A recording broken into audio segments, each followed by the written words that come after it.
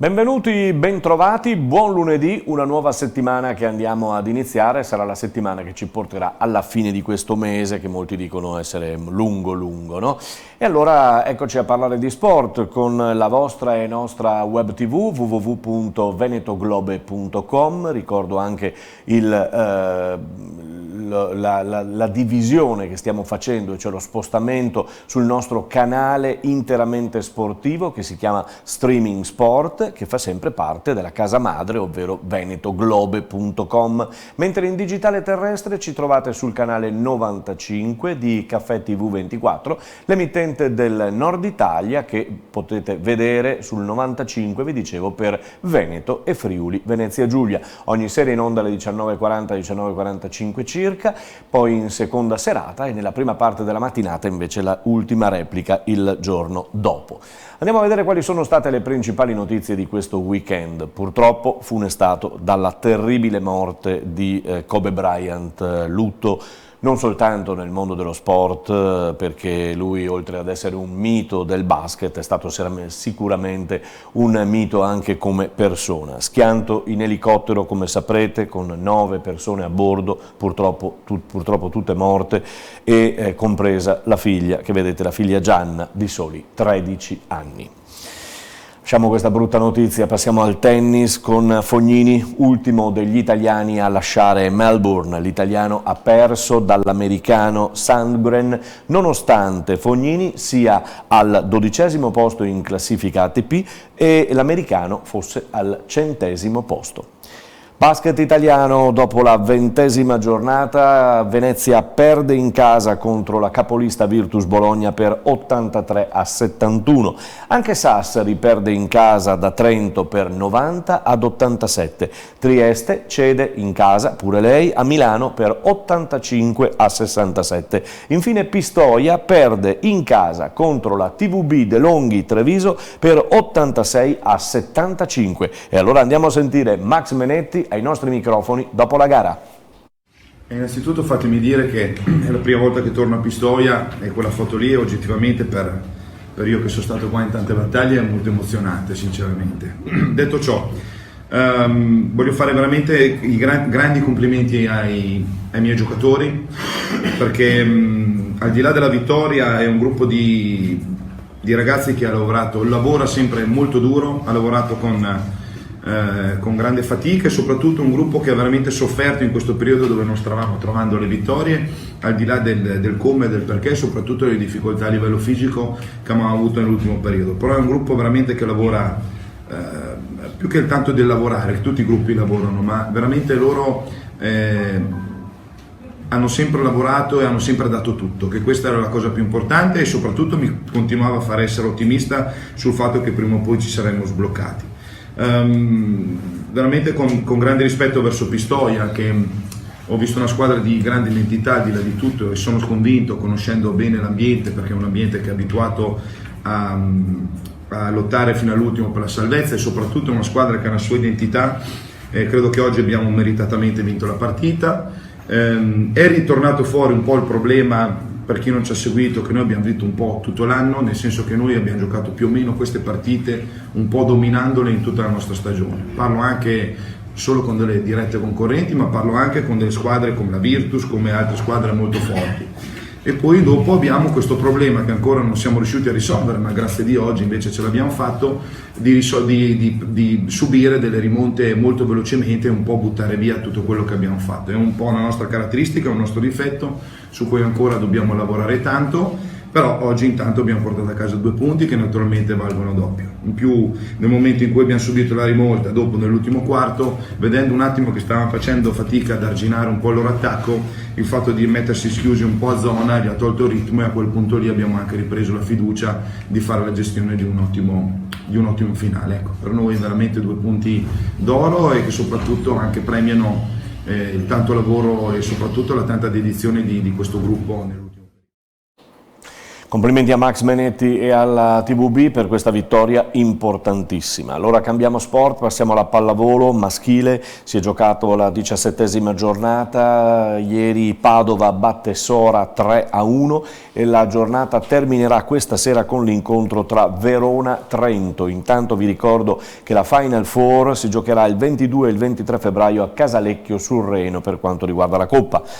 E a proposito di pallavolo femminile, Casalmaggiore Imoco, ancora bellissima presentazione e prestazione delle Pantere di Conegliano, di Daniele Santarelli, che hanno vinto per 3-0 e sono rimaste in vetta al campionato senza nessun problema, continuando a non perdere set e cominciano a concentrarsi sulla Coppa Italia. Ma andiamo a sentire Daniele Santarelli, anche lui a termine gara. Abbiamo giocato una bella partita secondo me, è vero che in certi momenti forse abbiamo fatto qualche disattenzione di troppo, però devo dire che nel complesso è stata una bella partita, abbiamo battuto bene, abbiamo murato abbastanza, perché comunque abbiamo fatto 9 muri, abbiamo tenuto le percentuali di attacco molto alte, ci sono stati solo dei momenti in cui non spingevamo come sappiamo, però devo dire che il risultato è rotondo e quindi siamo contenti della prestazione. Adesso abbiamo una gara importante mercoledì, ci teniamo tanto a questa Coppa Italia, quindi cercheremo di vincere la partita di mercoledì per andare a Busto. Non sarà facile, però oggi la partita di oggi ci fa risparmiare delle energie importanti in vista dell'incontro di mercoledì. Lo ha anticipato lui, si giocherà mercoledì sera alle 20:30 al Palaverde contro Chieri. Sarà una partita importante per accedere così alle Final Four di Busto Arsizio, che si giocheranno sabato 1 febbraio e poi domenica 2 febbraio finalissima alle ore 18. Sempre di pallavolo, trasferiamoci nel maschile ancora con la pallavolo Motta di Livenza.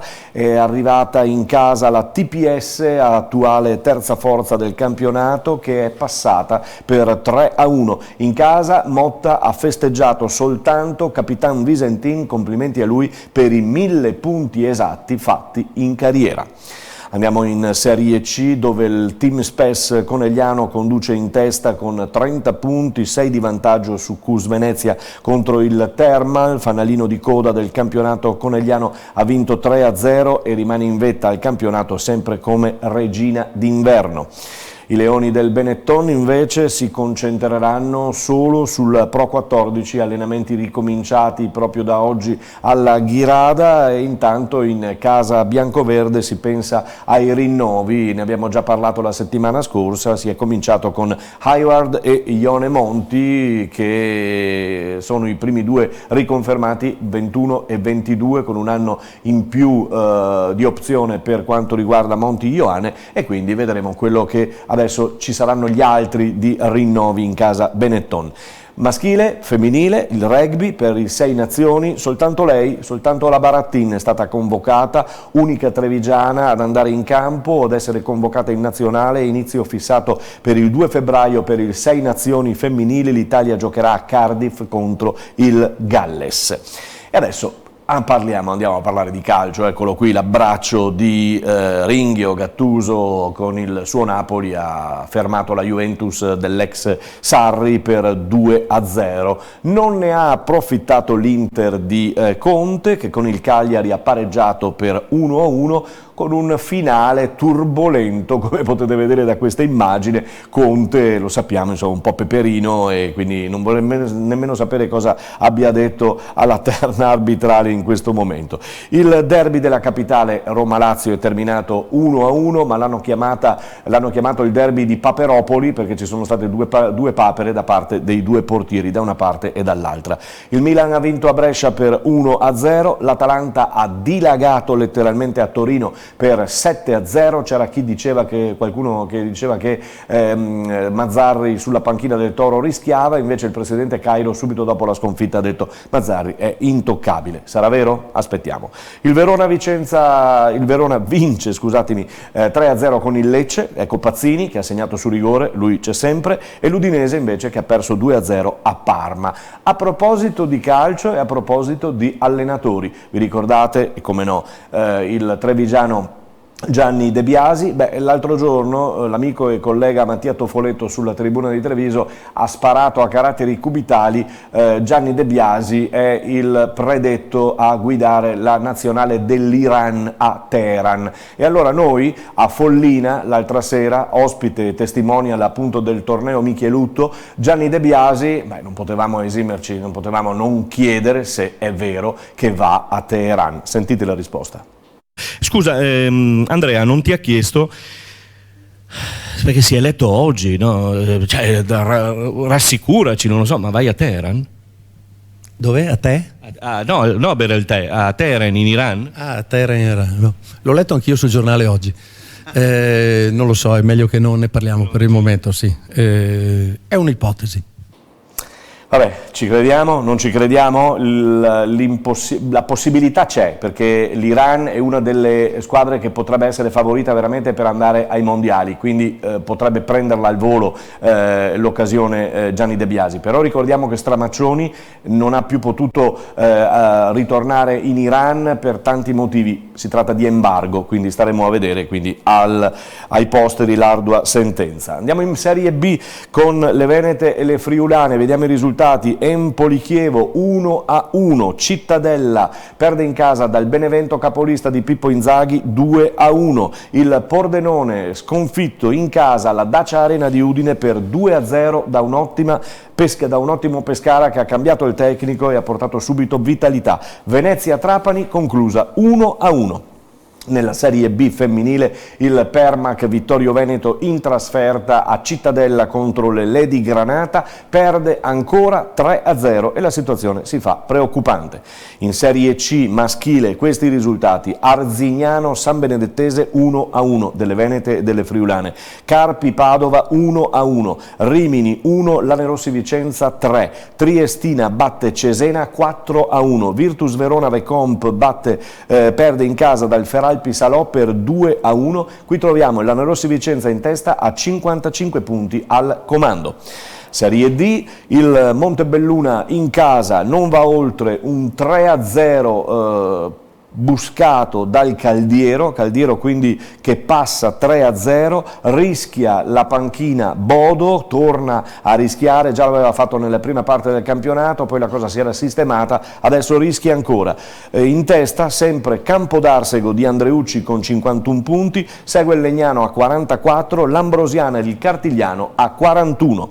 In eccellenza il Giorgione perde in casa dal Valgatara per 1-0 a sorpresa, e nel girone B invece, di cui parleremo dettagliatamente domani, Istrana Portoguruaro 2-2, Liventina San Donà 1-1, Martellago Calvinoale 1-2, San Giorgio Sedico batte Lia Piave 4-3, Spinea Robeganese 1-1, Vittorio Veneto Porto Mansuè, ha vinto il Porto Mansuè per 2-0, e poi ieri abbiamo seguito con le nostre telecamere, trovate la partita sul canale venetoglobe.com e su Streaming Sport, abbiamo seguito Union QDP contro Union Pro, ha vinto l'Union Pro per 2-0, relegando all'ultimo posto in classifica ancora il QDP con 13 punti, Montello a 14, Lia Piave a 18, Union Pro e Martellago a 19, Eclisse Robeganese 21, Vittorio a 23.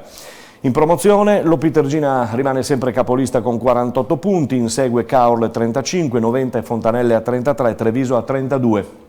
Risultati positivi per l'Opitergina contro il Villorba per 1-0, il Conegliano pareggia col Vedelago 1-1, mentre pareggia ancora il Treviso Academy 1-1 con il pericoloso Marcon. Siamo verso la chiusura con il basket in Serie A2 femminile, il Ponzano in trasferta a Castelnuovo Scrivia non ce la fa dopo una rimonta eccezionale, perde di 1, 57-56, mentre per la Serie B maschile è la Ruker Sanve in campo contro il Piadena, vince e torna alla vittoria dopo le squalifiche della settimana scorsa. Ai nostri microfoni c'è coach Marco Mian. Sì, sono molto contento perché soprattutto sotto l'aspetto difensivo, avendo queste due defezioni importanti, io non ho voluto parlarne minimamente, ho semplicemente detto che mancando magari dei punti, anche se stasera onestamente ci sono stati, la potevamo vincere in difesa, e questo è stato, abbiamo difeso veramente bene secondo me.